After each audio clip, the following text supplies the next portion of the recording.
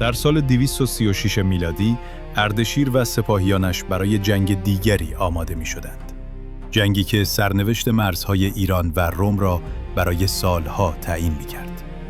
خیمه ها برافراشته شده بود، زره ها جلا داده می شد و سلاح ها یکی یکی آزمایش. فیل ها، سوار نظام، کمانداران و مهندسان جنگی همه در آرایشی دقیق به سوی مرزهای روم حرکت می کردند. از همان آغاز آشکار بود که این لشکر تنها برای یک نبرد ساده حرکت نمی کند. هدف بازگردانی مرزهای باستانی ایران بود. اما در سوی دیگر، امپراتوری روم گرفتار بحرانی سهمگین بود.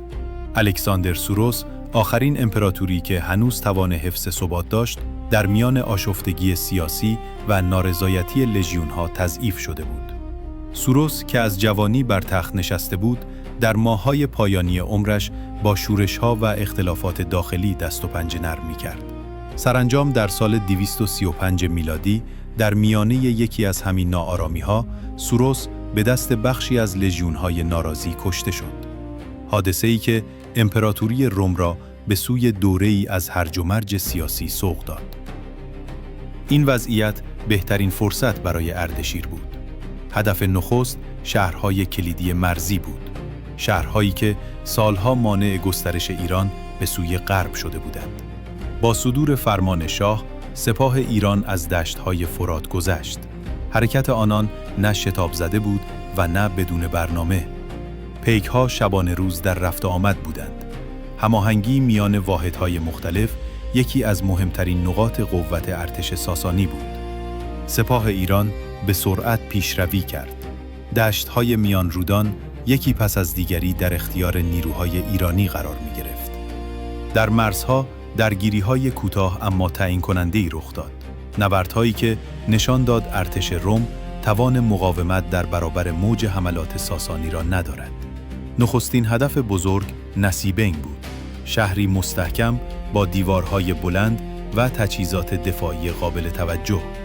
محاصره روزها ادامه یافت و مهندسان جنگی ایران دستگاه‌های محاصره را یکی پس از دیگری مستقر کردند. مقاومت رومیان شدید بود، اما نه به اندازه‌ای که بتواند روند سقوط را تغییر دهد. سرانجام در حدود سال 238 میلادی نصیبین به دست ساسانیان فتح شد. پرچم ایران بر برج‌های شهر افراشته شد و راه برای ادامه فتوحات باز شد. با ورود نیروهای ایرانی، امنیت ساکنان شهر تضمین شد. برخلاف بسیاری از فتوحات دوران باستان، اردشیر به افراط در خشونت علیه مردم عادی دستور نداد. چند ماه پس از آن، سپاه ایران به سوی کرهه رفت. محاصره کرهه کوتاه بود. دفاع رومیان فرو ریخت و شهر به دست ایرانیان افتاد. اکنون مسیر میان رودان شمالی تقریباً به طور کامل در اختیار ساسانیان بود. فتح این دو شهر تعادل قدرت را برهم زد. رومیان عقب رانده شدند و راه برای رسیدن به هدف بزرگتر فراهم شد. دورا اوروپوس، دژی مهم در کنار فرات بود. ایرانیان با تاکتیک‌های مهندسی از جمله کندن تونل و ایجاد شکاف در دیوارها زمینه نفوذ به شهر را فراهم کردند. با فرو ریختن بخشی از دیوار، نیروهای ایرانی وارد شهر شدند. این پیروزی ضربه‌ای دیگر به خطوط دفاعی روم وارد کرد. کنترل دورا، راه‌های تجاری و گذرهای آبی منطقه را در اختیار ایران قرار داد. چیزی که بعدها در اقتصاد ساسانیان نقش مهمی ایفا کرد. در ادامه این نبردها نامی بیش از همه شنیده میشد: شاپور، پسر اردشیر. شاهزاده‌ای که از دل میدان نبرد جایگاه واقعیش را پیدا می‌کرد. شاپور در واپسین نبردهای آزادسازی شمال میان رودان نقشی محوری داشت. اما بزرگترین چالش دژ افسانه‌ای هاترا بود، شهری که رومیان سالها به آن تکیه کرده بودند و آن را نفوذناپذیر می‌دانستند. محاصره هاترا طولانی و طاقت فرسا بود. نیروهای شاپور و اردشیر شبانه روز می‌جنگیدند، تونل می‌زدند و سازه‌های محاصره را پیش می‌بردند. گرما، کمبود آب و حملات مداوم هر دو طرف را فرسوده کرده بود. اما شور حمله در ارتش ساسانی فروکش نمی‌کرد. سرانجام در سپتامبر 240 میلادی بخشی از دیوارهای هاترا فرو ریخت. موج نیروهای ایرانی وارد شهر شد و پس از نبردی کوتاه دژ سقوط کرد. پرچم ایران بر برج‌های هاترا برافراشته شد و برای نخستین بار پس از حدود 1 قرن رومیان از شمال میان رودان به طور کامل بیرون رانده شدند.